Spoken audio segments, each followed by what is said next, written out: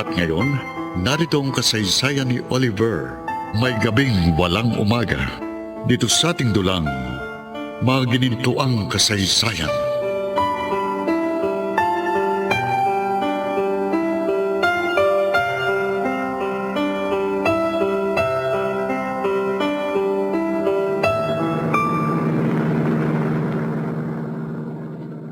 Bakit po umuwi na tayo agad, sir? Akala ko magtatagal tayo sa ospital. Tinawag na si Oliver sa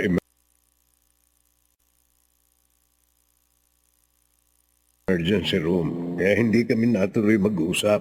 Oh, paano yan, sir? Hahanap na lang ako ng ibang pagkakat.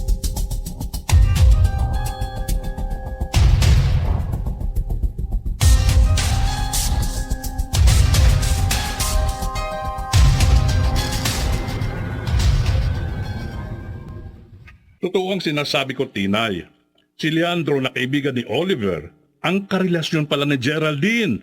Yun ang narinig kong sinasabi ni Sir Eleno kay Lemuel. Naku, Martin, yung bibig mo.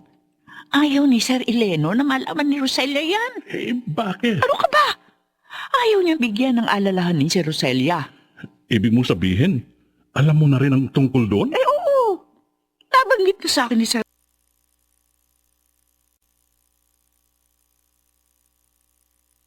Eleno ka madaldal. Oo na. Pero alam mo, kinakabahan ako. Baka may masamang balak si Leandro. Kaya nakikipagkaibigan kay Oliver.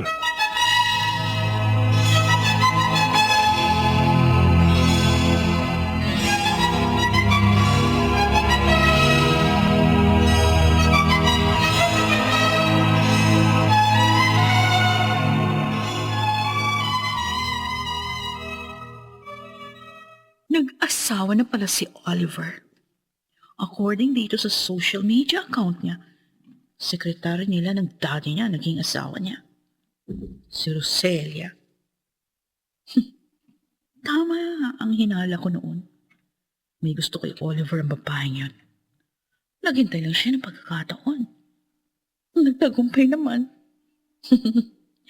Malas mo lang, Roselia. Dahil ngayong kapamilya ka na ni Eleno, pati ikaw, damay na rin sa paghihiganti ko. Wawasakin ko kayong lahat.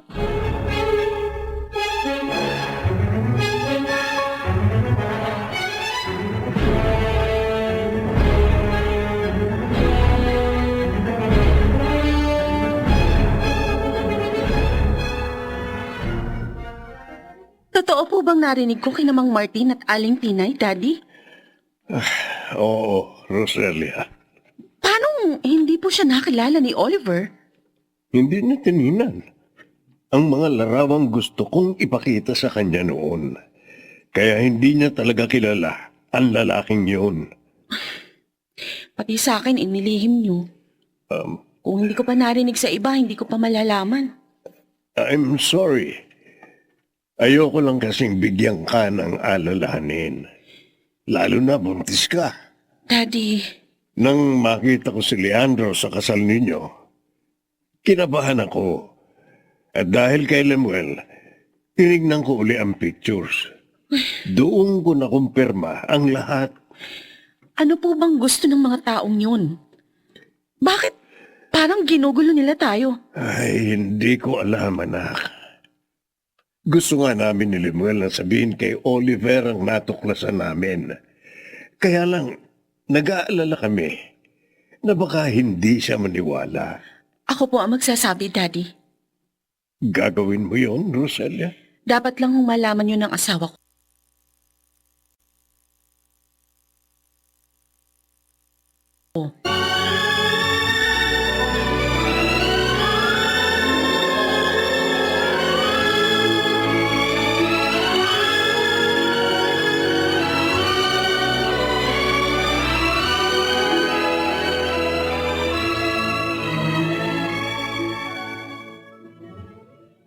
Gusto mong layuan ko si Leandro? Roselia? Pero mabuti siyang kaibigan. Yun ang akala natin. Dahil mahusay siyang magkunwari. Oliver, ang totoo, traitor siya. Ano? Paano mo nasasabi yan, Roselia? Hindi ka naman pala bintang. Hindi ito bintang. May katibayan. Anong katibayan mo? Si Leandro. Siya ang karelasyon ng dati mong girlfriend, si Geraldine. Ano? Roselia? Siya ang kasama ng babaeng yun sa panloloko sa'yo. Kaya gusto namin, layuan mo na si Leandro.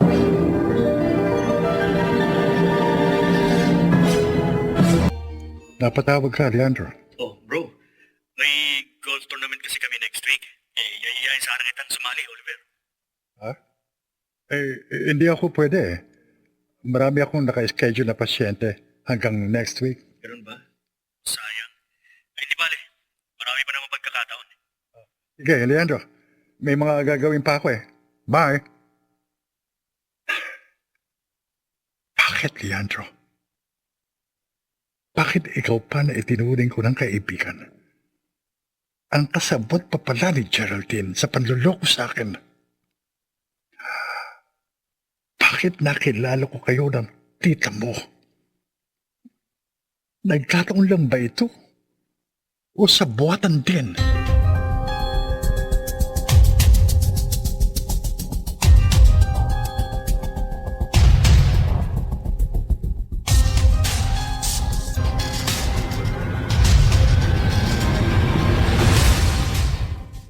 Salamat naman.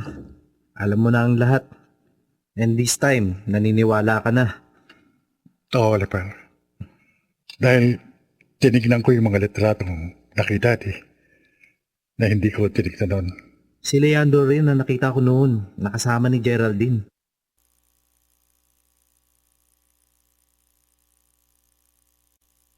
Sinabi ko yun sa iyo eh, pero binaliwala mo. I'm sorry. Okay na yun. Ang importante, alam mo na ang lahat. Nasasaktan ako, Oliver. Pakiramdam ko. 2 beses akong naloko.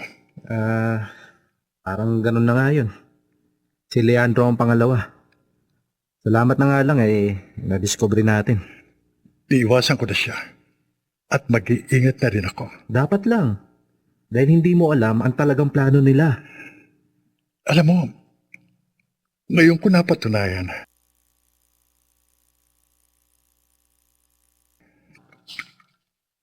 Oo.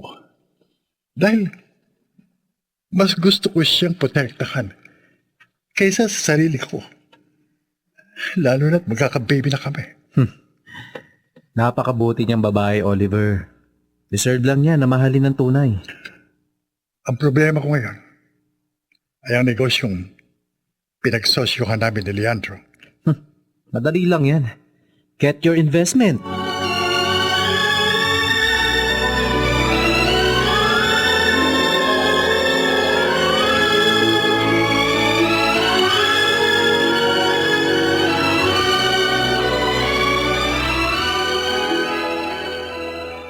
Ano?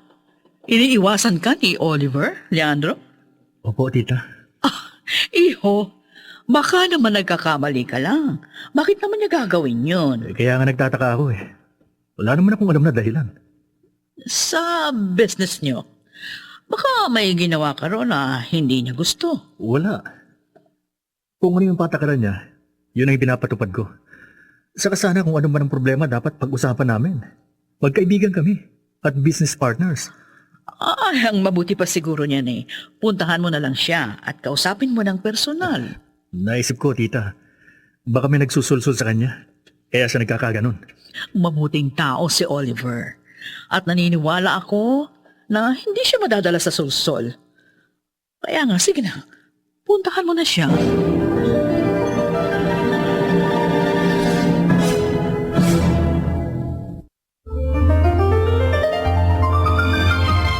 At ngayon, balikan natin ang kasaysayan ni Oliver. May gabing walang umaga. Dito sa ating dulang, mga ginintuang kasaysayan.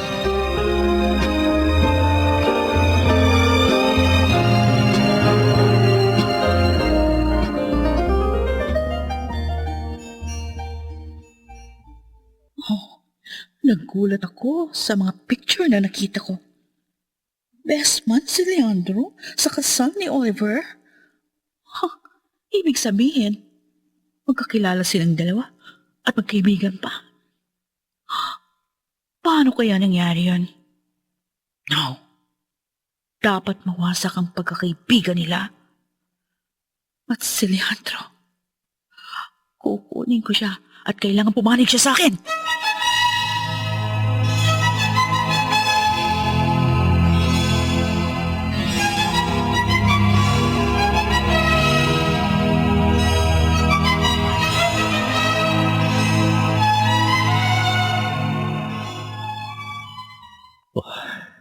Hindi ako makapaniwala.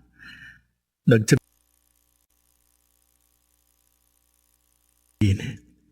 hindi niya binura ang number ko. Pero, dapat ba ako mag-reply? Aaminin ko. Masaya ako na naalala niya.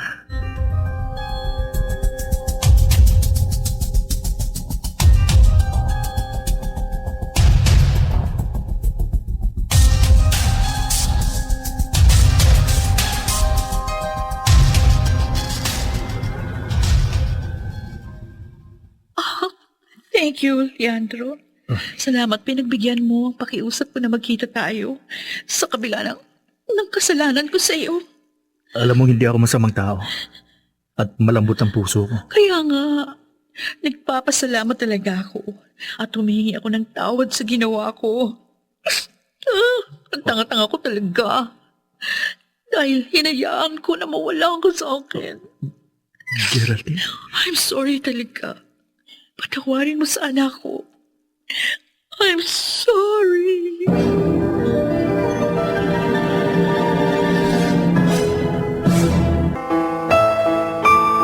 Patawarin kaya ni Leandro si Geraldine